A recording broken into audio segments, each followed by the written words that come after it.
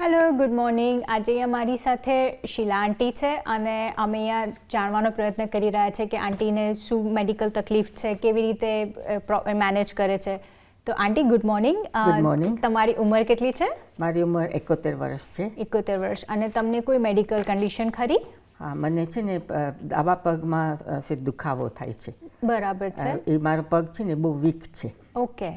એટલે મારે કઈ એક્સરસાઇઝ હું કરું છું, મારે એનો બહુ ખ્યાલ રાખવો પડે. બરાબર છે. તો તમે કોઈ એક્સરસાઇઝ કરો છો? હા, હું કરું છું. અને કેવી એક્સરસાઇઝ? હું જીમમાં જાઉં છું.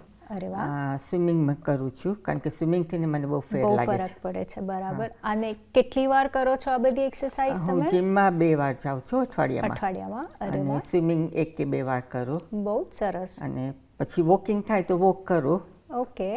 ડિપેન્ડ્સ કે મારા પગમાં કેવી રીતે છે. હા, અને તમને ફરક પડતો દેખાય છે આ બધી એક્સરસાઇઝ કરવાથી? ફરક પડે છે. હા, કારણ કે જો હું એક્સરસાઇઝ ના કરું તો મારા પગ વધારે સજળ થઈ જાય. ઓકે.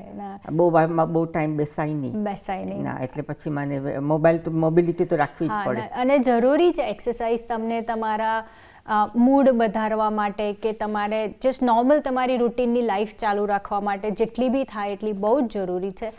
તમને કોઈ એવી વસ્તુ ખરી કે તમને એવું થાય કે રોકતી હોય કે તમને નથી કરવી એક્સરસાઇઝ, કે કોઈ રીઝન કે કોઈ બહાનું ખરું?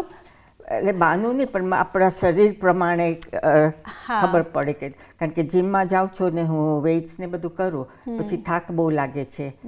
ઘરે આવી જાઉં પછી એનર્જી, પણ આમ એક બાજુ એનર્જી મળે છે ને એક બાજુ થાક પણ લાગે છે. એટલે સ્ફૂર્તિ બહુ રહી આપણે કરીએ ને એક્સરસાઇઝ, તો આપણું શરીરને બધું સરખું ચાલે. બરાબર. અને મસલ્સ એ બધા સ્ટીફ ના થઈ જાય બહુ. બરાબર છે.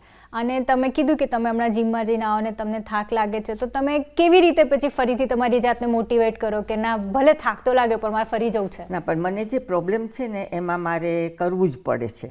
બરાબર. જો હું ના કરું તો પછી મારું શરીર વધારે સજળ થઈ જાય. એટલે તમને જેટલો દુખાવો થાય છે એની સામે તમને બેનિફિટ દેખાય છે, એટલે તમે એના ફાયદાથી તમે જઈ રહ્યા છો. બહુ જ સરસ.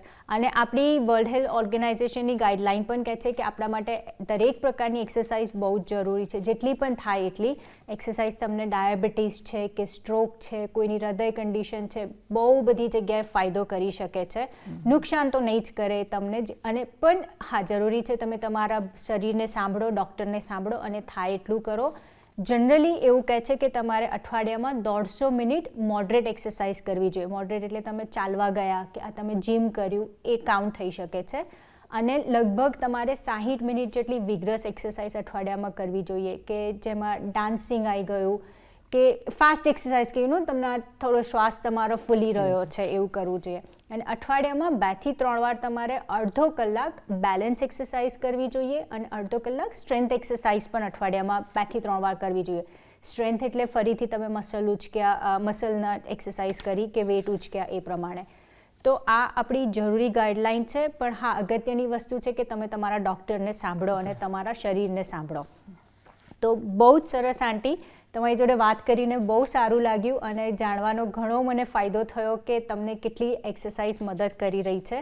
આઈ હોપ તમને અમારા બધા વિડીયો કામમાં આવે અને તમને બીજા આઈડિયા મળે એક્સરસાઇઝ કરવાના. Thank you very much. Definitely videos બધા જોઈશ તમારા.